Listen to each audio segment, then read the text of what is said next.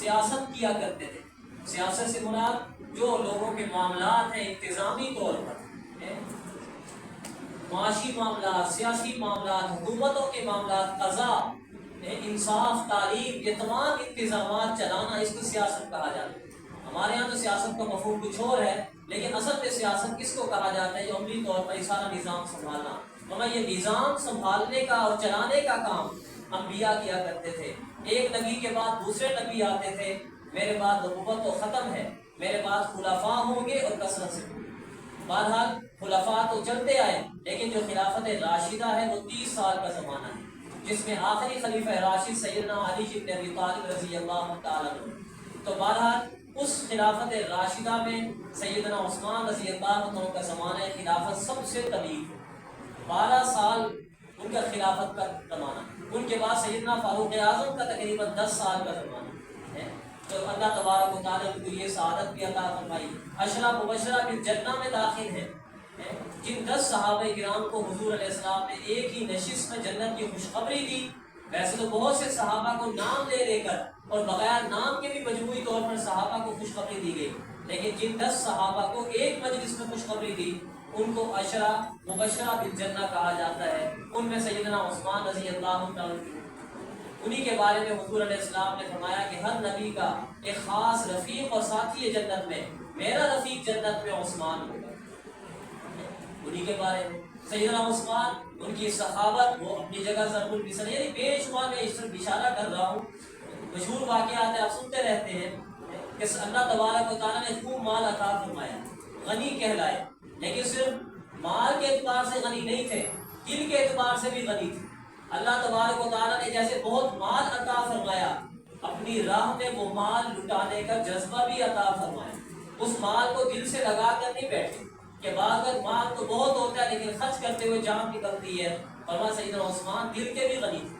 حدیث پاک میں آتا ہے اصل غنا دل کا غنا ہے.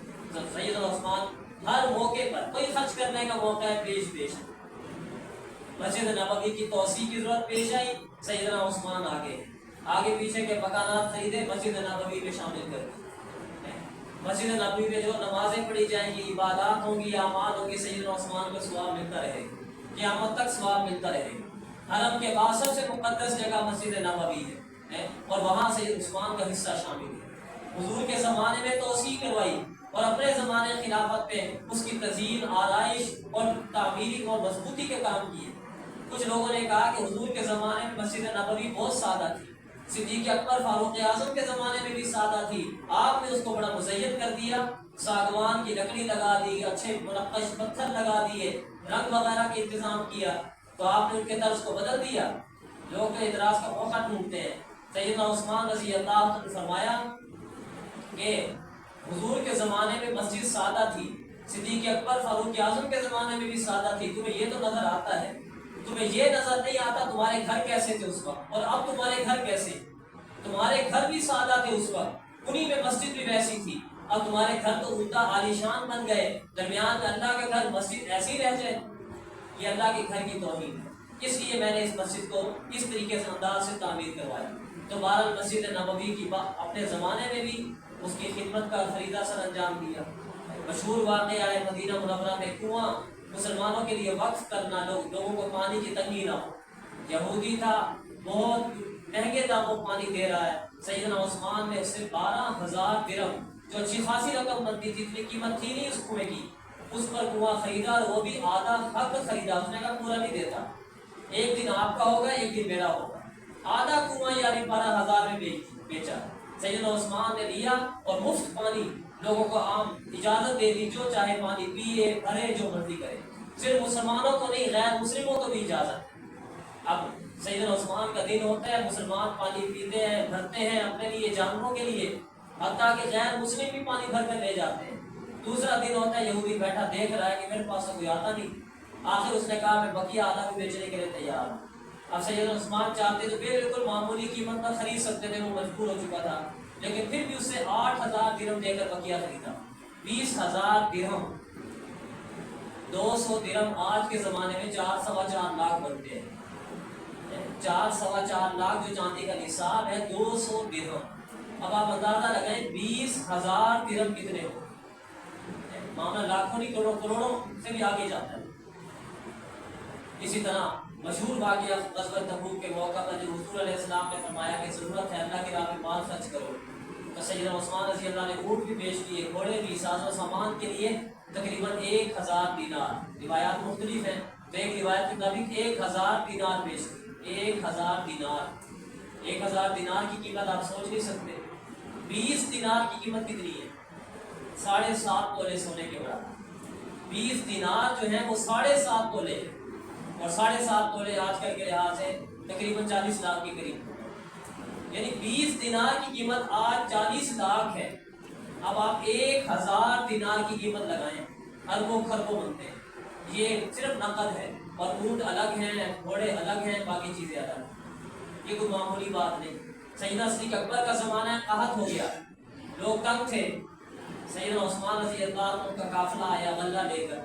اب تاجروں کو پتا تھا کہ لوگ تنگی میں ہیں، جو غلہ بیچے گا اس کو بہت نفع ہوگا، اب وہ خریدنے کے لیے تیار ہیں، تو راستے میں پیشکش کر رہے ہیں، کتنی قیمت دیتے ہیں، اتنا نفع، حتیٰ کہ تاجروں نے کہا کہ آپ کو 50% نفع دیتے ہیں، یعنی جو مال آپ نے 1 لاکھ کا خریدا 1.5 لاکھ دیتے ہیں، ورنہ نہیں مجھے اس سے زیادہ نفع مل رہا۔ تو وہ کیسے؟ سارا غلہ مفت میں لوگوں میں تقسیم کر دیا، جو آئے اپنی ضرورت کا لیتا چاہیے۔ مطلب یہ کہ یہ اللہ تبارک و تعالیٰ نے دکھایا سیدنا عثمان رضی اللہ کو اللہ نے مال کتنا عطا فرمایا، تو سے مواقع ان کے خرچ کرنے کے، اور دل بھی ایسا عطا فرمایا، یہ خود ان کی کہ آج تک سخاوت سیدنا عثمان رضی اللہ کی صفت بن گئی، ان کی شہرت بن گئی۔ حیا ان کے اندر، جن کے بارے میں حضور علیہ السلام نے فرما دیا کہ اس سے حیا نہ کرو جس سے اللہ کے فرشتے حیا فرما دیں۔ کیا حیا کا طبیعت میں؟ فرمایا میں نے حضور اکرم صلی اللہ علیہ وسلم کے ہاتھ پر بیعت کی ہے، تو جب سے وہ اپنا دایاں ہاتھ حضور کے ہاتھ پر رکھا تھا مسلمان ہونے کے لیے، میرا ہاتھ حضور کے ہاتھ کو لگا، اس وقت سے وہ ہاتھ میرے صدر میں نہیں لگایا، کسی گندی جگہ نہیں لگایا۔ مجھے حیا آتی ہے کہ جو ہاتھ حضور کو مس ہوا وہ کسی ایسی جگہ لگے اس کی بے ادبی ہو جائے۔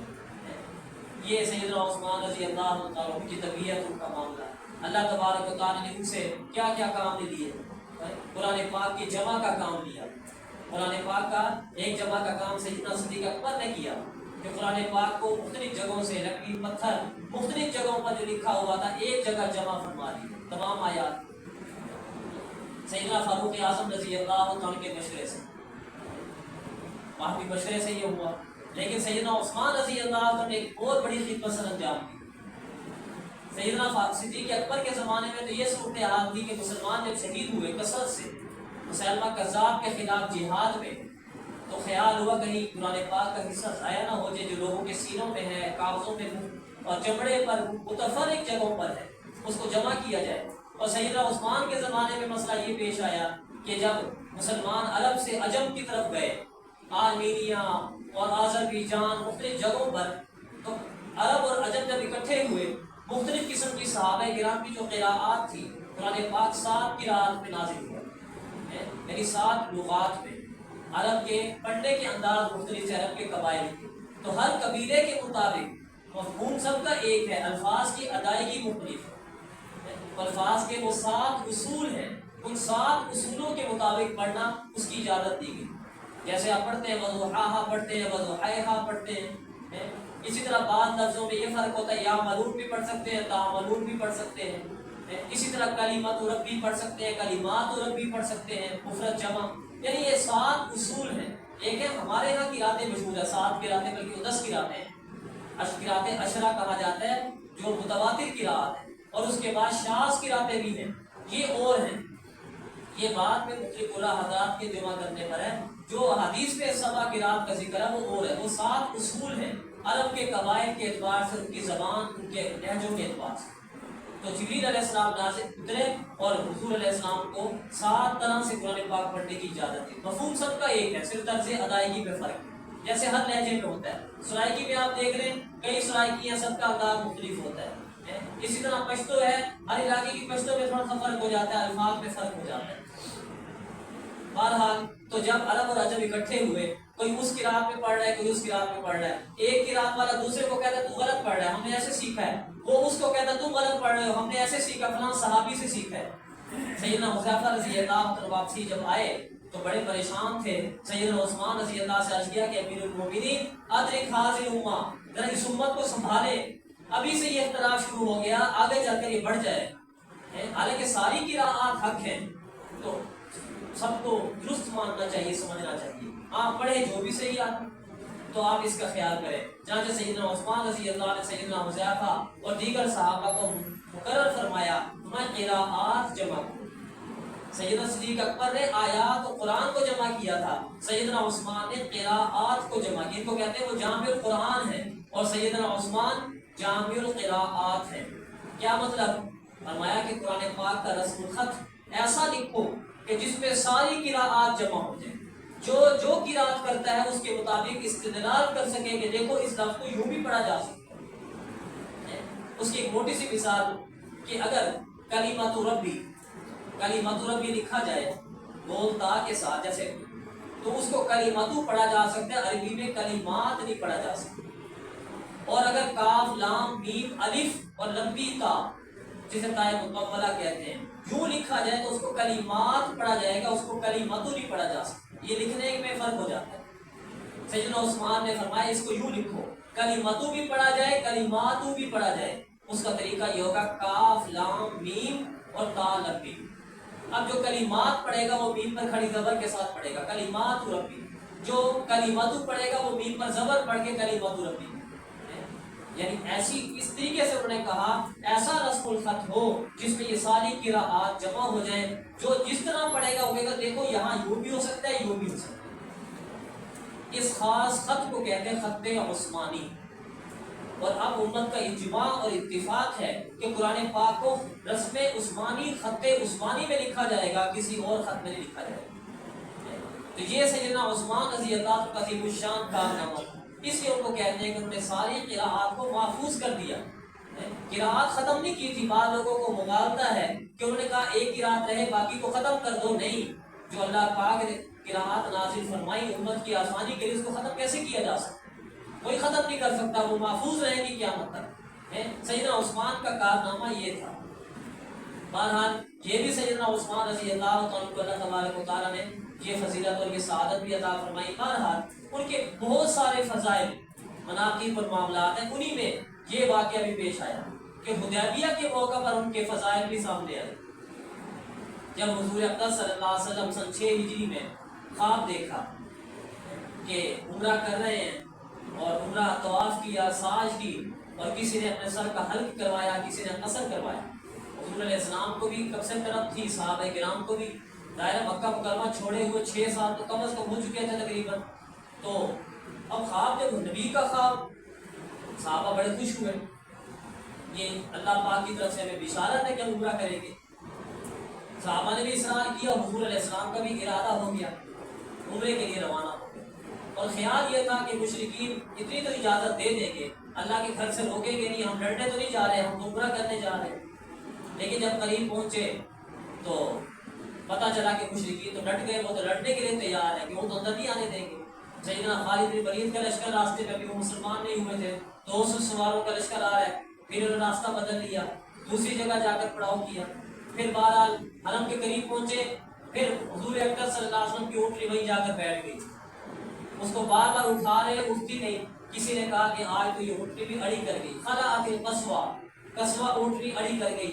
حضور نے فرمایا اس کی یہ عادت نہیں ہے، اس کو اس ذات نے روکا جس نے فیل والوں کو روکا، ہاتھی والوں کو روکا. یہ اللہ کی طرف سے رکی ہے، کوئی خاص بات ہے. حضور علیہ السلام نے فرمایا ہم لڑنے نہیں آئے. آج قریش جو بھی کوئی مناسب بات کرے گی جس میں اللہ کی حرمت کا لحاظ رکھیں گے، میں ان کی بات مان لوں جیسی بھی، ہم لڑیں گے نہیں. جب حضور نے یہ فرمایا اونٹنی کھڑی ہو گئی. پھر حدیبیہ جا کر رکے، حدیبیہ قیام کیا. مشرکین سے خیر بات چیت شروع ہوئی. پہلے سفیر گئے خراش رضی اللہ تعالیٰ، تو مشرکین نے ان کے اونٹ کو ذبح کر دیا. خراش کو بھی شہید کرنا چاہا لیکن کچھ لوگوں نے بیچ بچاؤ کرایا. بھی قاصد ہیں، سفیر ہیں، ایسا معاملہ بالکل مناسب نہیں. بڑی مشکل سے واپس آئے. حضور علیہ السلام نے فرمایا کسی اور کو بھیجو. تو حضور کا خیال ہوا، فرمایا عمر اب تم جاؤ، کہ روب والے بھی ہیں اور بہترین رائے والے بھی ہیں، بات چیت والے بھی ہیں. لیکن سیدنا فاروق اعظم نے عرض کیا کہ یا رسول اللہ آپ جانتے ہیں میرا معاملہ کیسا ہے. مشرکین کو مجھ سے بڑی دشمنی ہے، غصہ ہے، اور قبیلہ ہمارا بنو عدی، وہاں پر اب ہمارے لوگ بھی موجود نہیں کہ عرب کے لوگ قبائل کا خیال بھی کرتے ہیں ایک دوسرے کا، تو لہٰذا یہ نہ ہو کہ ایسی ویسی بات ہو، میری طبیعت میں بھی تیزی ہے تو کوئی اونچ نیچ نہ ہو جائے، آپ کسی اور کو بھیجیں جو مناسب اور ٹھنڈی طبیعت والا اور جس کا وہ شرم حیا بھی کرے۔ پھر سیدنا فاروق اعظم نے مشورہ دیا کہ سیدنا عثمان کو بھیجا جائے، یہ سیدنا فاروق اعظم کا مشورہ انتخاب تھا، تو حضور علیہ السلام نے سیدنا عثمان کو بھیجا کہ ان کا مشرکین بھی احترام کریں گے، حیا کریں گے ان سے، ان کی طبیعت اس مزاج کی تھی۔ تو سیدنا عثمان، حالانکہ خطرہ تھا اسے وہاں جانا، اپنے آپ کو خطرے میں ڈالنا تھا، لیکن سیدنا عثمان جو ہے وہ آرام سے چلے گئے، وہاں پہنچے، مشرکین آ گئے، وہ کیسے آئے؟ ان کو بات چیت کے لیے آئے، سلو کی بات چیت کے، مناسب طریقے سے معاملہ طے کر دو۔ تو اس وقت جب باتیں پیش آئیں، مشرکین نے کہا کہ اچھا یہ چادر تو تھوڑی نیچے کرو۔ سیدنا عثمان رضی اللہ ہمیشہ چادر باندھتے تھے تہمت، جیسے حضور کی سنت اور طریقہ تھا، صرف آخر میں جب شہادت کے قریب پاجامہ استعمال کیا، وہ بھی اس لیے کہ کوئی ایسا مسئلہ ہو جائے لڑائی اور تخفی حالت میں، تڑپنے میں کہیں صدر نہ کھل جائے، حیا کے تو پیکر تھے، اس وقت آخری عمر میں انہوں نے پاجامہ استعمال کیا، ورنہ چادر باندھتے تھے اور نصف پنڈلی تک جیسے حضور کی سنت ہے۔ تو انہوں نے، مشرکین کی عادت یہ تھی کہ جتنی چادر زمین پر لٹک رہی ہو اس کو اچھا سمجھتے تھے، فخر سمجھتے تھے۔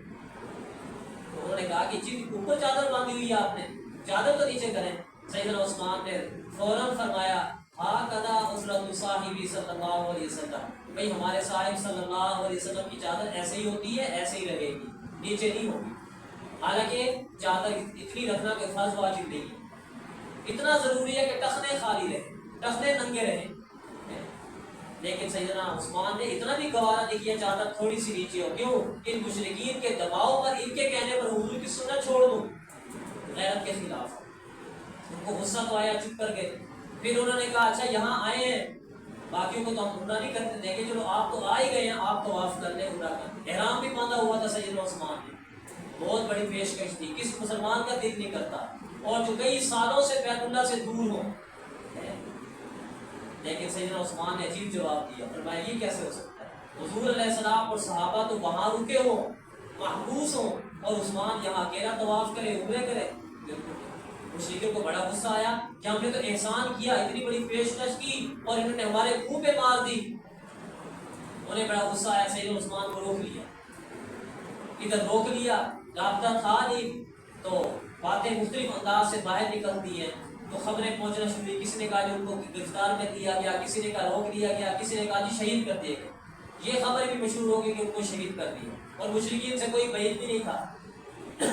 اب یہ خبر حضور اقدس صلی اللہ علیہ وسلم کو پہنچے تو حضور کو سخت ناراضگی، غصہ کہ انہوں نے کیا کیا حرم میں یہ معاملہ۔ تو حضور علیہ السلام نے اس وقت صحابہ کرام سے فرمایا تھا کہ آؤ بیعت کرو، کہ عثمان کا بدلہ دیں گے یا پھر مر جائیں گے۔ روایات میں دو قسم کی بیعت کا ذکر آتا ہے، ایک حضور علیہ السلام نے بیعت دی کہ ڈٹ کر جب تک لڑیں گے، پیچھے نہیں ہٹیں گے، اور دوسرے کہ یا تو مر جائیں گے یا عثمان کا بدلہ لیں گے، یہ موت کی بیعت تھی۔ اور اس وقت عجیب کیفیت تھی، حضور علیہ السلام کیکر کے درخت کے نیچے بیٹھے تھے، اس کیکر کا ذکر بھی اللہ تبارک و تعالیٰ نے قرآن میں فرمایا تحت الشجرہ۔ صحابہ فرماتے ہیں کہ عجیب بات، اتنا مشہور اور اہم درخت جس کا ذکر قرآن میں آ گیا، جس کے نیچے وہ بیعت ہوئی جس پر اللہ نے اپنی رضا کا اعلان کیا۔ عجیب اتفاق یہ ہے کہ جب اگلے سال عمرۃ القضاء کرنے کے لیے ہم آئے، دو آدمیوں کا بھی اتفاق نہیں ہو رہا تھا کہ وہ درخت کون سا درخت ہے، اللہ نے بھلوا دیا۔ اللہ پاک کی حکمت کہ بعض بار لوگ عقیدت میں حد سے آگے گزر جاتے ہیں، اللہ نے بھلوا دیا۔ ایک روایت میں آتا ہے سیدنا فاروق اعظم نے اپنے زمانے میں درخت کٹوا دیے کہ لوگ کسی غلط رسم میں مبتلا نہ ہو جائے۔ تو علماء نے کہا کہ اصل میں تو درخت بھول گیا تھا سب کو، لیکن بعد میں لوگوں نے اندازے سے ایک درخت مقرر کر دیا کہ شاید یہی درخت ہے، تو سیدنا فاروق اعظم نے اس کو بھی کٹوا دیا کہ لوگ رسم و رواج شروع کر دیں۔ تو بہرحال حضور علیہ السلام درخت کے نیچے بیٹھے، اپنا دست مبارک آگے بڑھایا، صحابہ جوش سے آتے ہیں اور بیعت کرتے ہیں۔ اس وقت صحابہ نے بھی دیکھ لیا کہ آج حضور کی بھی خاص کیفیت ہے، اللہ تبارک و تعالیٰ کی طرف سے بھی خاص قبولیت ہے، بڑے بالحانہ لوگ آتے تھے حضور کے آگے بیعت کرتے تھے۔ سلمہ بن اکوع نے جب کیفیت دیکھی، جب بیعت شروع ہوئی تو آ کر انہوں نے بیعت کی، تھوڑی دیر کے بعد پھر آ کر بیعت کی، اور جب آخر میں لوگ گئے ان کے ساتھ پھر بیعت کی کہ جب اس بیعت میں شمار ہو تو میری 3 بیعتیں ہو جائیں، یعنی میرے کھاتے میں 3 بیعت لکھی جائیں، میں نے شروع میں بھی بیعت کی، درمیان میں بھی کی، آخر میں بھی کی، یہ صحابہ کے یہ اس وقت جذبات تھے. اور اس موقع پر حضور علیہ السلام نے ایک عجیب بات فرمایا کہ یہ میرا ہاتھ, دایاں ہاتھ. عثمان اللہ اس کے رسول کے حکم سے کیا تھا, فرمایا یہ عثمان کا ہاتھ. اپنے بائیں ہاتھ کے بارے میں فرمایا یہ عثمان کا ہاتھ ہے. اپنے حضور کا ہاتھ صحابہ کے ہاتھ تھے, یہ عثمان کا ہاتھ ہے, بائیں ہاتھ بھی اوپر ہے. اس پر اللہ تبارک و تعالیٰ نے کیا فرمایا, ان الذین یبایعونک انما یبایعون اللہ. یہ جو اے نبی آپ سے بیعت کر رہے ہیں اصل میں یہ اللہ سے بیعت کر رہے ہیں. اب یہ نبی کا ہاتھ, صحابہ کا ہاتھ, عثمان کا ہاتھ, ید اللہ فوق ایدیہم, سب سے اوپر اللہ کا ہاتھ, اللہ کی مدد. گویا کہ یہ وہ خوش قسمت ہاتھ ہیں جن پر اللہ کا ہاتھ ہے, جیسے اللہ کی شان شان, یعنی اللہ کی مدد اور نصرت. کتنی بڑی سعادت اللہ پاک نے عطا فرمائی. بعد میں سیدنا عثمان کو جب یہ بتایا گیا, صحابہ تو رشک کر رہے تھے, ہم تو اپنے ہاتھ رکھ رہے ہیں, اور عثمان کی طرف سے حضور نے اپنا ہاتھ رکھ دیا. بعد میں سیدنا عثمان کو جب بتایا گیا کہ حضور نے اپنا بایاں دست مبارک تمہاری طرف سے رکھا تھا, تو سیدنا عثمان نے فرمایا کہ اللہ کی قسم, لیکن بایاں ہاتھ دائیں ہاتھ سے کم سمجھا جاتا ہے, ورنہ اللہ کی قسم حضور کا بایاں ہاتھ میرے دائیں ہاتھ سے بہت افضل ہے. حضور نے جو بایاں ہاتھ میری طرف سے رکھا, میں خود ہوتا تو کیا کرتا, دایاں ہاتھ رکھتا نا, فرمایا میرے دائیں ہاتھ سے حضور کا بایاں ہاتھ بہت افضل ہے. اللہ نے یہ سعادت بھی عطا فرمائی. بہرحال اور اسی پر اللہ تبارک و تعالیٰ اپنی رضا کا اعلان فرما دیا. قدر سے 1500 کے قریب صحابہ, 1400 سے زائد تھے. سب سے مختلف موقع پر اور بھی صحابہ کرام سے رضا کا اعلان کیا, لیکن ایک خاص موقع یہ تھا.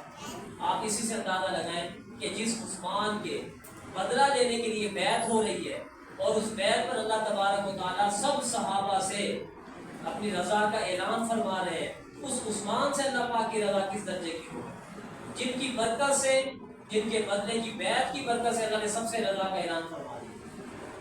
بہرحال کچھ ڈر گئے, پھر لڑائی نہ ہوئی, پھر طویل قصہ ہے, مذاکرات ہوتے رہے, آخر صلح ہوئی جس کو صلح حدیبیہ کہتے ہیں, اور اللہ تبارک و تعالیٰ نے کو فتح قرار دیا. بظاہر مسلمانوں کی کمزوری نظر آ رہی تھی کہ عمرہ کرنے نہیں دیا, انہوں نے اس سال واپس جاؤ, اگلے سال عمرہ کر دو. تمہارا کوئی بندہ مرتد ہو کر یہاں آیا, ہم واپس نہیں کریں گے. ہمارا کوئی بندہ اگر مسلمان ہو کر مدینہ گیا تو تم واپس کرو گے. تو بظاہر کئی صحابہ کو بڑا جوش تھا کہ ہم دب کا سلو کر رہے ہیں. حضور نے میں اللہ کا نبی ہوں, میں بہتر سمجھتا ہوں. سیدنا فاروق اعظم کو یہی فرمایا. اور جب روانہ ہوئے, اللہ پاک نے آیات نازل فرما دی, انا فتحنا لک فتحا مبینا, ہم نے آپ کو واضح فتح دی ہے. صحابہ نے عرض کیا یا رسول یہ فتح ہے؟ حضور نے فرمایا کہ ہاں یہ فتح ہے. اور پھر وقت نے دکھا دیا کہ واقعی فتح. اسی کی برکت سے اللہ پاک نے کتنی فتوحات دی. مسلمانوں کو ادھر سے اطمینان ہو گیا, 10 سال کی صلح ہوئی تھی. آگے شاہان عالم کو, بڑی بڑی حکومتوں کو اسلام کی دعوت دی. مدینہ منورہ کے ارد گرد کے لوگ مسلمان ہوئے, علاقے فتح ہوئے, تیزی سے اسلام پھیلا. کتنی تیزی سے پھیلا آپ اندازہ لگائیں. 6 ہجری میں حضور جب تشریف لائے تو 1450 1500 کے قریب سے صحابہ, چند ایک تھے جو پیچھے مدینہ منورہ میں تھے. اور اس کے بعد 8 ہجری میں مکہ فتح ہوا. 8 ہجری میں جب مکہ فتح ہوا, حضور جب مکہ تشریف لائے تو حضور کے ساتھ کتنا لشکر تھا, 10,000 کا. دیکھیں مدینہ منورہ کے 13 سال اور مدینہ منورہ کے 6 سال, 19 سال گزر چکے تھے. اس وقت جب حدیبیہ میں تشریف لائے تو 1500 صحابہ, کتنے سال میں, 19 سال, اور اب 2 سال میں کتنے تھے, 10,000 ہو گئے. آپ اندازہ لگائیں کتنی تیزی سے اسلام پھیلا. اور اسی 2 سال کے زمانے میں سیدنا خالد بن ولید مسلمان ہوئے, اتنے جلیل لوگ. اور سیدنا عمر ابن عاص رضی اللہ اسی زمانے میں مسلمان ہوئے, اور بھی بڑے بڑے صحابہ. تو یہ اللہ دکھائے, یہ بھی فتح, علاقے فتح ہوئے, اسلام تیزی سے پھیلا. اور مشرکین پر اخلاقی فتح بھی مسلمانوں کو دیکھا, انہوں نے لڑائی نہیں کی, ساری باتیں مان کر واپس آ گئے. اور پھر آخر میں خود قریش نے بے وقوفی کی, نادانی کی, عہد کو توڑا, جس سے 2 سال کے بعد مسلمان جب آئے تو مکہ بھی فتح ہو گیا. اللہ نے اس کو مکہ کی فتح کا ذریعہ بنا دیا. اس سے پہلے 7 ہجری میں خیبر فتح ہو گیا, لیکن خیبر کی فتح بڑی مشکل نظر آ رہی تھی. لیکن جب ادھر سے اطمینان ہوا تو یہودیوں کی خبر نہیں, خیبر فتح ہو گئی. اور خیبر کی فتح مسلمانوں کے لیے بہت بڑی فتح تھی, بہت فرصتیں ہوئی اللہ کی طرف سے. اس سے پہلے بہت تنگی تھی. پھر مکہ فتح ہوا, حنین فتح ہوا, علاقے فتح ہوئے دیگر, دیکھتے ہی دیکھتے پورا جزیرہ عرب فتح ہو گیا. یہ سارا اس کی بنیاد وہ حدیبیہ کا واقعہ تھا. ساتھ ہی یہ مسلمانوں پر قضا بھی کیا. بہرحال تو اس واقعے میں ایک مرکزی حیثیت اللہ تبارک و تعالیٰ نے سیدنا عثمان رضی اللہ عنہ کو عطا ہے کہ ان کی حضور سے محبت اور پھر حضور علیہ السلام کا اپنے دستے مبارک ان کی طرف سے رکھنا اور اللہ تبارک و تعالیٰ کا اس پر اپنی رضا کا اعلان کرنا تمام صحابہ کرام سے، جس سے سیدنا عثمان کی فضیلت اللہ پاک نے ظاہر کی. ایک مرتبہ سیدنا عبداللہ ابن عمر رضی اللہ عنہ بیٹھے ہوئے تھے حرم میں. ایک شخص نے پوچھا کون ہے؟ ان کا یہ فلاں شیخ ہے، یہ سیدنا ابن عمر ہے، بڑی حیثیت مشہور آدمی تھے. وہ آدمی آ گیا، کہا میں نے آپ سے کچھ باتیں پوچھنی ہیں. پوچھو. وہ تھا خارجی طبیعت کا، خارجی ذہن کا، خارجی لوگ نکلے تھے صحابہ کرام کے خلاف. بظاہر اپنے آپ کو مسلمان کہتے تھے لیکن اسلام دشمن، مسلمانوں کے دشمن، جذباتی، جوشیلے، عقل اور سمجھ سے دور. جو بات ہوتی ہم قرآن پہ چلتے ہیں. کیا کہتے ہیں؟ ہم قرآن پہ چلتے ہیں، وہ کچھ نہیں مانتے. ان الحکم الا للہ، یہ ان کا نعرہ تھا. حکم صرف اللہ کا، یعنی کس کا؟ قرآن کا. سیدنا علی ان کے بارے میں فرماتے تھے کلمۃ الحق ارید بها الباطل، بات صحیح ہے مقصد غلط ہے. کہنے کو کیا کہتے ہیں؟ ہم قرآن پہ چلتے ہیں، قرآن والے ہیں، ہم اہل قرآن ہیں، ہم حدیث نہیں مانتے. وہ حدیث کا اکثر انکار کرتے تھے. حدیث کا انکار وہاں سے شروع ہوا خارجیوں سے. وہ جی یہ کمزور ہے، یہ اتنا مسئلہ ہے، ہم بس قرآن پہ چلتے ہیں. جب سیدنا علی سیدنا معاویہ میں سلو ہو رہی تھی اور جو ہے ابو موسیٰ اشعری وغیرہ کو درمیان میں حکم بنایا گیا کہ یہ فیصلہ کریں گے، خارجی اڑ گئے. یہ کیا بات ہے؟ بندوں کو آپ حکم بنا رہے ہیں، حکم تو اللہ کا چلتا ہے. ان الحکم الا للہ، قرآن سے فیصلہ کرو. یعنی اب لوگوں کی نظر میں وہی قرآن کی بات کرتے. اور حقیقت کیا تھی؟ گمراہی. جو حدیث کا انکار کرے وہ کبھی قرآن میں نہیں چل سکتا. بھئی قرآن کی تشریح ہے ہی حدیث. اگر خالی قرآن سمجھا جا سکتا تو حضور کی تشریف آوری اور احادیث مبارکہ کا مقصد کیا ہے؟ اللہ پاک کتاب عطا فرما دیتے. کوئی ایسی کتاب نہیں اتری جس کے ساتھ نبی اس کو سمجھانے کے لیے نہ آیا. نبی تو آئے، ایسا تو ہوا کہ انبیاء کتاب نازل نہیں ہوئی. ہر نبی کو اللہ نے علم دیا. سمجھ آ گئی؟ ہر نبی کو کتاب نہیں دی، مستقل کتاب نہیں دی. کیا مطلب؟ قرآن پاک سے تو یہ بھی معلوم ہوتا ہے کتاب ملی ہر نبی کو، لیکن یاد رہے کہ اس کا مطلب ہے ہر نبی کو علم ملا یا ان پر کتاب نازل ہوئی ہے جو سابقہ کتاب تھی اس کا علم دیا گیا. گویا وہ کتاب ان کو بھی مل گئی اس اعتبار سے، ورنہ ہر نبی پر الگ الگ کتاب نازل نہیں ہوئی. تو ایسا تو ہوا کہ نبی آئے کتاب مستقل نازل نہیں ہوئی. ایسا کبھی نہیں ہوا کتاب آ گئی اور نبی نہ آئے. کیوں؟ نبی کتاب سمجھا سکتے ہیں، سمجھانے والا بھی تو چاہیے. اللہ تبارک و تعالیٰ نے خود قرآن میں فرمایا یعلمہم الکتاب والحکمہ، کتاب و حکمت کی تعلیم کون دیتے ہیں؟ نبی. اگر اس کی تعلیم کی ضرورت نہیں، ہر آدمی خود پڑھ سکتا ہے، تو نبی کون سی تعلیم دے رہے؟ قرآن میں فرمایا وانزلنا الیک الذکر لتبین للناس، ہم نے قرآن نازل کیا تاکہ اے نبی آپ لوگوں کو کھول کھول کر بیان کریں. فرمایا ما آتاکم الرسول فخذوہ، نبی تمہیں جو کچھ لے لو اور جس سے روکے رک جاؤ. یہ کون کہہ رہا ہے؟ قرآن. جو قرآن کی بات کرتا ہے، حدیث کا انکار کرتا ہے، قرآن کا انکار ہے. حضور اقدس صلی اللہ علیہ وسلم آیا تھا ایک وقت آئے گا ایسے گمراہ لوگ پیدا ہوں گے جو کہیں گے ہم قرآن کو مانتے ہیں، جو قرآن حلال کہے گا حلال مانیں گے، حرام کہے گا حرام مانیں گے، اور ہم حدیث کو کسی چیز کو کچھ نہیں جانتے. میں یاد رکھنا یہ دھوکہ ہے. جیسے قرآن نے کچھ چیزوں کو حلال حرام کیا، میں نے بھی کچھ چیزوں کو حلال حرام کیا اللہ کے حکم سے. میرا حلال حرام بھی ایسے ہی ہے جیسے قرآن کا حلال اور حرام. بہت ساری چیزیں، بہت ساری آیات ایسی ہیں کہ اگر حدیث کو نہ لیں اس کا مطلب ہی آپ کو مفہوم ہی سمجھ میں نہیں آ سکتا. کوئی شرعی حکم پوری طرح سمجھ نہیں آ سکتا، اس کی تفصیلات سمجھ میں نہیں آ سکتی. بہرحال تو یہ گمراہی کی بنیاد ہے یہ کہہ دینا کہ ہم حدیث کو نہیں مانتے، قرآن کو مانتے. جیسے کوئی کہے کہ ہم صحابہ کو نہیں مانتے، ہم حدیث کو قرآن کو مانتے ہیں. صحابہ کے بغیر تم حدیث کو کیسے سمجھ سکتے ہو، قرآن کو کیسے سمجھ سکتے ہو؟ یہ سارے گمراہی کے طریقے ہیں. ہم کسی عالم کو کسی مولوی کو نہیں مانتے، ہم براہ راست صحابہ یا نبی سے قرآن سے سمجھیں گے. اللہ کے بندے جن لوگوں کے ذریعے وہ علم پہنچے وہ تمہیں علم سمجھائے گا کون؟ کن کے ذریعے؟ اگر یہ سارے گمراہ ہیں، سارے خراب ہو گئے تو کن کے ذریعے تم تک قرآن پہنچا، حدیث پہنچی، اس کا معنی مفہوم پہنچے؟ ٹھیک ہے اچھے بھی علماء ہوں گے، وہ کبھی کوتاہی والے بھی ہوں گے، لیکن ظاہر ہے تم نے انہی کے ذریعے تو وہاں تک پہنچنا ہے. پھر کہ صحابہ کو نہیں مانے گا تو وہ آگے حضور علیہ السلام کی تعلیمات کو کیسے سمجھے گا؟ صحابہ نے حضور سے حدیث کو قرآن کو سمجھا.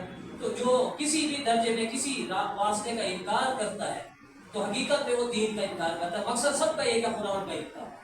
جب کسی حدیث کا انکار ہو گیا، صحابہ کا انکار ہو گیا، قرآن کا انکار ہو گیا، پھر قرآن نہیں سمجھ آ سکتا، پھر اپنی مرضی سے جو بڑی تفسیر کرو۔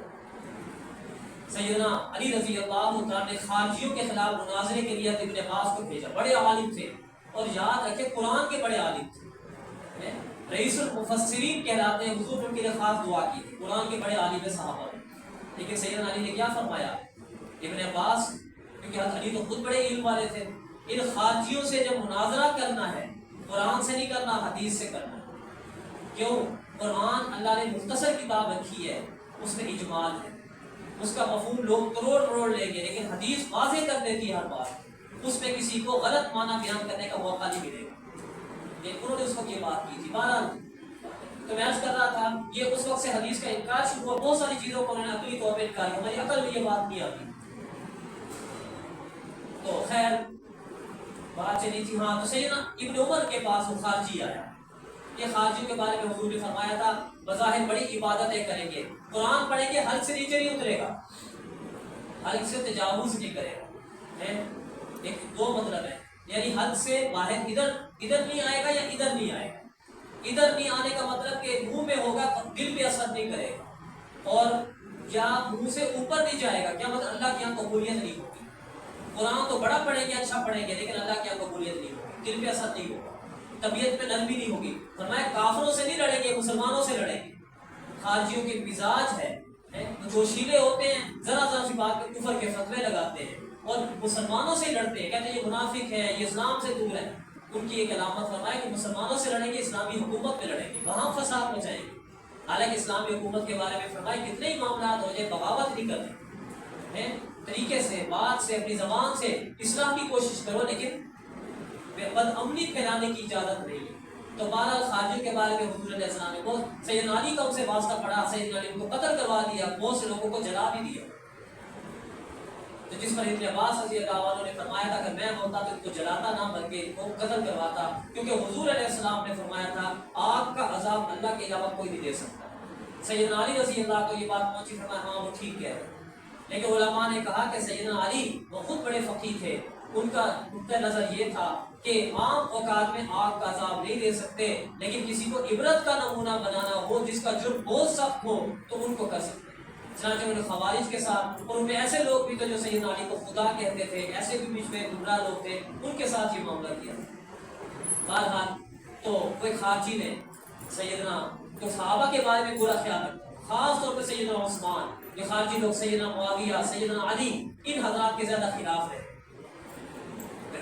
تو اس نے آ کر کہا میں آپ سے چند سوال کرنا چاہتا ہوں، ذرا آپ بتا دیں صحیح ہے غلط۔ تو سیدنا ابن عمر نے فرمایا پوچھو، اب وہ تیاری کر کے آیا ہوا تھا۔ اس نے کہا یہ بتائیں کہ بدر میں تو سیدنا عثمان نہیں گئے نا، غزوہ بدر میں؟ ابن عمر نے فرمایا ہاں وہ نہیں گئے، بدر میں جو ہے عثمان نہیں گئے۔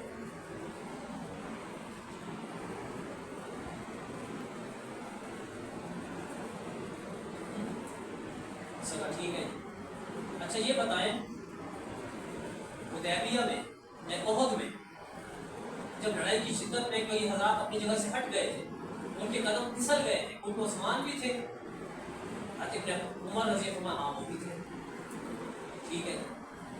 یہ بتائیں جو بیعت رضوان ہوئی، اتنی اہم بیعت جس کا ذکر قرآن میں ہے، اس میں بھی عثمان نہیں تھے نا؟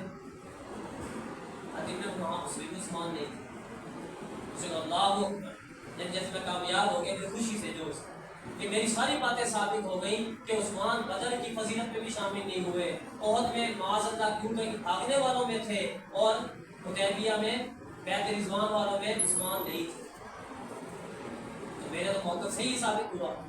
گویا کہ عثمان کے بارے میں اس نے اپنے شان میں کمی سمجھی، جب اسے یہ بات کی تو پہلے بھی ابن عمر آرام سے سارے جواب دے دیے، ہماری طرح میری طرح بات نہیں، کوئی بات نہیں۔ بدر میں عثمان نہیں گئے، کیوں نہیں گئے؟ کیونکہ حضور کی بیٹی رقیہ ان کی اہلیہ بیمار تھی، حضور نے خود فرمایا، اور ان کو بدر میں حصہ بھی ملا، ثواب بھی ملا، ان کو بدری کہا گیا۔ اب بتاؤ کون سا اعتراض ہوتا ہے؟ جب حضور نے خود ان کو فرمایا اور ان کو بدر کی فضیلت ملی، اب کون اعتراض کر سکتا ہے کہ عثمان بدر میں نہیں تھے؟ بے وقوفی ہے۔ احد میں ان کے قدم بھی پھسلے، لڑائی کی شدت تھی، ہو جاتا ہے، لیکن اللہ کیا فرماتے ہیں؟ ان الذين تولوا منكم يوم التقى الجمعان انما استزلهم الشيطان ببعض ما كسبوا ولقد عفا الله عنهم. پکی بات ہے اللہ نے ان کو معاف کر دیا، ہو جاتا ہے. یہ دوبارہ جم گئے تھے، لڑے تھے، اللہ نے تو معاف کر دیا، تو کون ہوتا ہے عیب نکالنے والا؟ مزے کی بات ہے کہ قرآن خود قرآن کہہ رہا ہے. اچھا اس احد کے واقعے میں 2 جگہ اللہ نے معافی کا اعلان کیا، ایک جگہ نہیں 2 جگہ. ولقد عفا عنكم اور اللہ نے تو معافی کا اعلان کر دیا، تو بھی اس بات کو لے کے بیٹھا ہے. کہاں تیرا قرآن پر ایمان ہے؟ قرآن تو کرتے رہتے ہو. تیسری بات، تم جو کہتے ہو کہ بیت رضوان میں عثمان نہیں تھے، تو بات یہ ہے کہ وہ بیعت ہوئی کس وجہ سے تھی؟ کہ جب عثمان مکہ گئے، ان کی شہادت کی خبر آئی تو اسی پر تو بیعت ہوئی تھی. الٹی کھوپڑی والے وہ عثمان کے جانے کی وجہ سے ان کی شہادت کی خبر پر تو بیعت ہوئی تھی، تو عثمان وہاں کیسے ہو سکتے تھے؟ تمہیں یہ فضیلت نہیں آ رہی کہ عثمان کی وجہ سے بیعت ہوئی ہے. جو موت پر بیعت حضور نے لی ہے عثمان کے لیے لی ہے، اسی پر اللہ نے اپنی رضا کا اعلان کیا ہے. اور تم کہہ رہے کہ عثمان نہیں تھے وہاں، تو عثمان وہاں ہوتے تو بیعت کیوں ہوتی؟ نہیں سمجھے؟ عجیب آدمی، جو ان کی فضیلت ہے اسی کو ان کا اعتراض بنا دیا. یہ پروپیگنڈا ہوتا ہے. یہ فرما کر ابن عمر کا جا، اب یہ باتیں لے کر جانا، پوری بات کر کسی کو بتانا یہ کہ بات ہے، پوری بات لے کر جا. آدھی ادھوری باتیں نہیں، ادھوری باتیں لے کر وہی لوگوں کے سامنے ان کو خراب کرنے کے لیے پیش کر. آدھی تاریخ بیان کر دی، آدھی بیان نہ کی، کوئی بات چھپا دی، کوئی ظاہر کر دی، اور صحابہ پہ اعتراض، اہل بیت پر اعتراض، اہل حق پر اعتراض. یہ بات ہے، یہ نہیں پوری بات لینی چاہیے. ایک مرتبہ امام زین العابدین اہل بیت کے امام ہیں، سیدنا حسین رضی اللہ کے بیٹے ہیں، علی ابن حسین، جن کو امام زین العابدین کہا جاتا ہے. بیٹھے ہوئے تھے. یہ امام محمد الباقر کے والد ہیں اور امام جعفر صادق کے دادا ہیں. ایک آدمی آئے جو سیدنا عثمان اور بعض حضرات کے بارے میں بہت برا کہتا ہے. ایسے لوگ رہے جن سے اللہ نے اسلام کو غلبہ قوت عطا فرمائی، ان کو دشمن برداشت نہیں کر سکتا. یہودیوں کے اثر سے، عبداللہ ابن سبا جیسوں کے اثر سے ان کے دل میں بدگمانی بھر دی. کئی لوگ خراب ہوئے، گمراہ ہوئے. اللہ حفاظت فرمائے. آج بھی یہ سلسلہ چلا آ رہا ہے. ایک صحابی کے بارے میں دل صاف ہونا ضروری، جن سے اللہ نے رضا کا اعلان کیا، جن کو راشد فرمایا، مفلح فرمایا ہے. سمجھا کہ ہر چیز سے اللہ نے ان کی معافی کا اعلان فرمایا، جنت کا وعدہ فرمایا. اب اس کے بعد ان کی باتوں کو لے کر اور جھوٹی تاریخوں کو بات کر لے کر جو ہے اعتراض کر گمراہی گم رہا ہے. اللہ حفاظت فرمائے.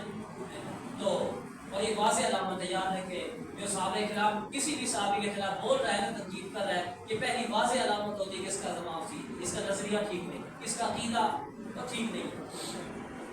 جو اس مقدس جماعت کو نہ بخشے وہ کس کو بخشے گا؟ کس کو چھوڑے گا؟ کسی کو نہیں. اور صحابہ پر اعتراض، حضور پر اعتراض. فمن احبهم فبحبی احبهم ومن ابغضهم فببغضی. اور جس نے صحابہ سے محبت کی، مجھ محمد رسول اللہ کی وجہ سے محبت کی، اور جس نے ان سے بغض رکھا، میرے بغض کی وجہ سے بغض رکھا. تو صحابہ سے بغض اصل میں حضور سے بغض.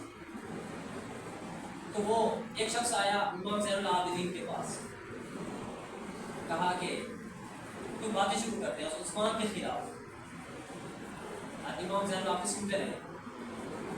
پھر فرمایا اچھا یہ بتاؤ، ایک میں بات پوچھتا ہوں. قرآن میں ہے، اللہ پاک نے 28ویں پارے میں اہل ایمان کے 3 درجات، 3 طبقات ذکر کیے. ایک بات کے ضمن میں، مسئلے کے ضمن میں. تو اس امت کے اہل ایمان کے 3 طبقے ذکر کیے. پہلا طبقہ مہاجرین کا ہے، للفقراء مہاجرین الذین اخرجوا من دیارہم. یہ امت کا سب سے اعلیٰ طبقہ ہے. دوسرا طبقہ انصار کا ہے، اور تیسرا طبقہ بعد والے لوگوں کا جو قیامت تک کے مسلمان ہیں. یہ 3 ہیں بس. تم یہ بتاؤ تم مہاجرین میں سے ہو؟ اس نے کہا نہیں میں مہاجر میں کیسے. مہاجر تو وہ ہوتا ہے جو فتح مکہ سے پہلے ہجرت کر کے مدینہ آیا. بعد آپ سے کہا میں مہاجرین میں سے تو نہیں ہوں. اور میں پھر تو انصار میں سے ہوگا. اس نے کہا نہیں جی میں انصار میں سے بھی نہیں ہوں. انصار تو وہی تھے جو مہاجرین کی جنہوں نے خدمت کی، ٹھکانہ دیا، گھر دیا، قربانیاں دیں. ٹھیک ہے. تو امت کے کے 3 طبقے ہیں، تو مہاجرین میں سے بھی نہیں ہے، انصار میں سے بھی نہیں ہے، تو اپنی زبان سے کہہ رہا ہے۔ اور تیسرا طبقہ جو ہے وہ طبقہ ہے جس کے بارے میں اللہ پاک فرماتے ہیں والذین جاءوا من بعدهم یقولون ربنا اغفر لنا ولاخواننا الذین سبقونا بالایمان ولا تجعل في قلوبنا غلا للذین آمنوا ربنا انک رؤوف رحیم۔ بعد والے وہ لوگ ہیں مسلمانوں میں سے جو کہتے ہیں اپنے پہلوں کے بارے میں یا اللہ ہماری بھی بخشش فرما، ہمارے ان مسلمان بھائیوں کی جو ہم سے پہلے ایمان لائے، سبقت کی ایمان میں، اور سب سے سبقت کرنے والے صحابہ ہیں، مہاجرین اور انصار ہیں۔ اور یا اللہ ولا تجعل، ہمارے دلوں میں ان کے بارے میں کوئی کجی، کوئی کھوٹ، کوئی کینہ، کچھ بھی نہ رکھ۔ ان کی یہ خواہش ہوتی ہے، ان کا یہ نظریہ ہوتا ہے کہ ہمارے دل میں صحابہ کے بارے میں، مہاجرین اور انصار کے بارے میں کوئی کمی کوتاہی نہ ہو۔ اور تیسری جماعت وہ ہے، تو پہلی 2 جماعتوں میں تو نہیں، تو نے خود کہا، میں کہتا ہوں زین العابدین کہ تو تیسری جماعت میں بھی نہیں۔ تیسری جماعت کیونکہ تیرے دل میں صحابہ کے بارے میں، عثمان کے بارے میں کھوٹ ہے، کجی ہے، کینہ ہے، بغض ہے، تو تیسرا بھی نہ ہو۔ اور امت کے درجے 3 ہی ہیں، چوتھا کوئی نہیں ہے، لہٰذا تیرا اس امت میں کوئی تعلق نہیں، کوئی دخل نہیں، کیا تفاوت ہے؟ تیرے جیسے بندے کی بات کا اعتبار ہی نہیں جس کا اس امت سے کوئی تعلق ہی نہیں، جو نہ مہاجرین میں سے ہے، نہ انصار میں سے ہے، اور نہ تیسرا وہی ہوگا قیامت تک جو صحابہ مہاجر انصار کے بارے میں اچھی طبیعت رکھتا ہو، صاف دل رکھتا ہو، ان کی عقیدت محبت دل میں رکھتا ہو، نہیں رکھتا جائے اس امت سے ہے نہیں۔ قرآن پاک کی اس آیت کے تحت آپ اس سے اندازہ لگائیں کتنی ایک صحابی، ادنا سے ادنا صحابی ہے، یاد ہے کہ حضور کا ادنا صحابی انبیاء کے بعد تمام کائنات میں افضل ہے، یعنی موسیٰ علیہ السلام کے بھی رفقا ہیں، عیسیٰ علیہ السلام کے بھی ہیں، دیگر انبیاء کے، ان کے رفقا میں سب سے پہلے حضور کے رفقا ہیں، حضور کے صحابہ کے بعد ان کا مقام شروع ہوتا ہے، باقی حضرات کے رفقا اللہ نے۔ اور پھر جو جلیل قدر صحابہ ہوں، سیدنا صدیق اکبر، سیدنا فاروق اعظم، سیدنا عثمان، سیدنا علی اور دیگر بڑے بڑے ان کا کیا مقام ہے، اور ان کے بارے میں اعتراض، ان کے بارے میں تنقید کتنی بڑی گمراہی ہوگی۔ تو بہرحال سیدنا عثمان رضی اللہ کے حوالے سے چند باتیں عرض کر رہا تھا، تو اللہ تبارک و تعالیٰ جو ہے ہمارے دل و دماغ کو بھی محفوظ رکھے، سمجھ آ گئی؟ دیکھیں عملی کوتاہی اپنی جگہ ہے، جتنی کوتاہی ہو، لیکن کم از کم اللہ جل شانہ کے بارے میں گستاخی سے، حضور علیہ السلام کے بارے میں انبیاء کی گستاخی سے، صحابہ و اہل بیت کی گستاخی سے، ان کے بارے میں بدعقیدگی سے، ان کے بارے میں دلوں میں روگ رکھنا، یقینہ رکھنا، یہ ایک بہت بڑا نقصان ہے۔ اس کے بعد پھر کوئی امید بچاؤ کی نہیں، باقی اپنی کوتاہیوں کا ازالہ ہو جائے گا، لیکن یہ جو کوتاہیاں اعتقادی طور پر ان کے بعد ایجاد نہیں ہو سکتی۔ اللہ ہمیں محفوظ رکھے، ان اعزاز سے صحیح سچی محبت عقیدت اور ایک امت کے متفقہ عمل پر رکھے۔ جو آج نئے نئے فطرے اٹھتے ہیں، نئی نئی بات، ہر آدمی کا نیا نعرہ ہے، اور باتیں اس انداز سے کرے گا، لفاظی دکھائے گا، لوگ متاثر ہو جائیں گے، واہ بھائی جو نئی بات کرتا ہے لوگ اس کے پیچھے چل پڑتے ہیں، واہ چیز نئی تحقیق بیان کرتا ہے۔ جو امت کو آج تک نہ قرآن سمجھ میں آیا، نہ حدیث سمجھ میں آئی، نہ تاریخ سمجھ میں آئی، یہ نئے لوگ آگے جن کو سب کچھ سمجھ میں آیا۔ سمجھ آگے؟ سیدنا علی رضی اللہ فرمایا کرتے تھے ہماری قوم کا حال بڑا عجیب ہے، اتباع کل نایت ہے، جو شور مچانے والا ہے نا، جو نئی نئی باتیں کرے، اونچا بولے، لفاظی دکھائے، اس کے پیچھے چل پڑتا ہے، نہیں غور کرتے کہ قرآن کی کیا تشریح کر رہا ہے، تفسیر کر رہا ہے، حدیث کی کیا وضاحت کر رہا ہے، امت نے یہ مفہوم بیان کیا یا نہیں کیا، یا اپنی طرف سے کر رہا ہے، کچھ بھی نہیں دیکھتے بھائی، اسی سے دین سیکھیں، اسی کی بات لے، جس کے بعد کوئی مسلم علم تو ہے، حوالہ تو ہے کہ یہ تفسیر کر رہا ہوں کس نے لکھی ہے، یہ حدیث ہے، اس کا حدیث کا معنی، اس حدیث کی صحت کیسی ہے۔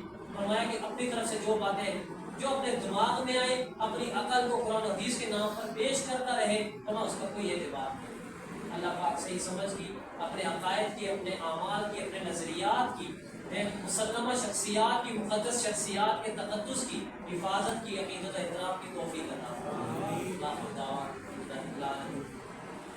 ہمارے بھائی جو ہے قاسم صاحب تھوڑی سی بات کریں گے مجلس آرائے اسلام کی طرف سے۔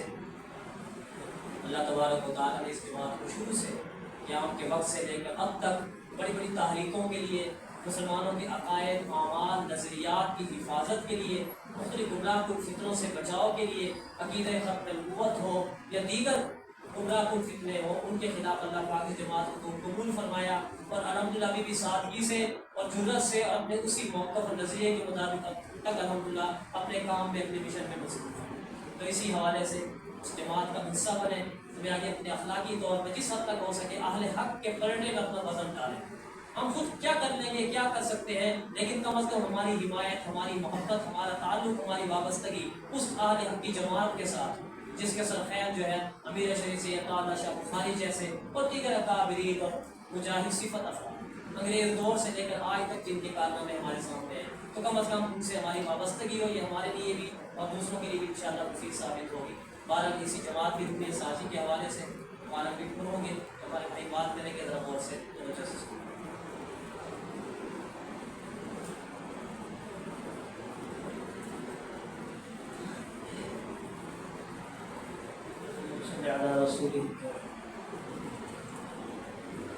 حضرت مفتی صاحب نے قرآن حدیث کے درس میں ارشاد فرمایا، یقیناً ہمیں سمجھ بھی آیا ہوگا اور یقیناً ایمان تازہ بھی ہوا ہوگا، اور اللہ تعالیٰ ہم سب کو عمل کی توفیق بھی نصیب فرمائے۔ اللہ تعالیٰ نے قرآن کریم کو غلبے کے لیے بھیجا ہے، اور آپ علیہ الصلوۃ والسلام کو اس غلبے کی محنت کے لیے بھیجا۔ آپ علیہ الصلوۃ والسلام نے اور صحابہ کرام رضوان اللہ تعالیٰ علیہ اجمعین نے آپ کے بعد اسی محنت کو جاری اور ساری رکھا۔ دنیا میں انسان اور بالخصوص مسلمان اسلام کے غلبے کے لیے آئے ہیں، اسلام کے نظام کے لیے آئے ہیں، اسلام کی جدوجہد کے لیے آئے ہیں۔ اگر ہم صحابہ کرام رضوان اللہ تعالیٰ علیہ اجمعین کی زندگی کو پڑھیں تو صحابہ کرام رضوان اللہ تعالیٰ علیہ اجمعین بالخصوص نوجوان صحابہ بلکہ لڑکپن والے، وہ جب جہاد کے لیے صفیں باندھی جاتی تھی تو اپنے پاؤں کے پنجوں پر کھڑے ہو کر اپنے آپ کو اونچا دکھاتے تھے، یا رسول اللہ ہم بھی تیار ہیں، ہمیں بھی آگے بھیجا جائے۔ اور کئی مواقع پر صحابہ کرام رضوان اللہ تعالیٰ علیہ اجمعین میں سے بعض صحابہ نے یہ بھی کہا، یا رسول اللہ ہمارا آپس میں مقابلہ کروا دیں، اگر ہم جیت جائیں، میں جیت جاؤں تو مجھے پھر آگے بھیج دیا جائے۔ تو یہ شوق تھا اسلام کے نظام کا، شوق تھا جذبہ جہاد کا، شہادت کا شوق اور جذبہ تھا، یہ ان نوجوان بچوں میں تھا۔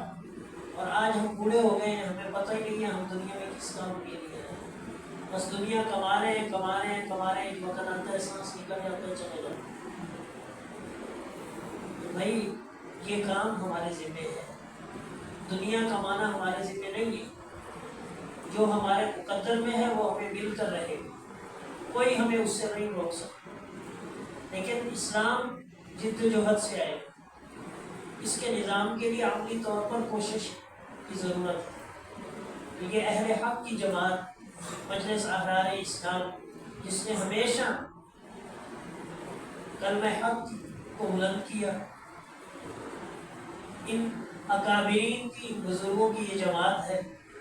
آپ بھی اس جماعت کے شانہ بشانہ کھڑے ہو، جماعت کے ساتھ ہمہ قسم مالی ہو جانی ہو، کسی لحاظ سے جو بھی جہاں بھی جماعت کو ضرورت پڑے، آپ انشاءاللہ اس کے لیے بھی تیار ہوں گے، انشاءاللہ اور تیار رہیں گے۔ تیار ہیں نا بھی؟ ابھی جماعت کی رکنیت سازی ہوگی اور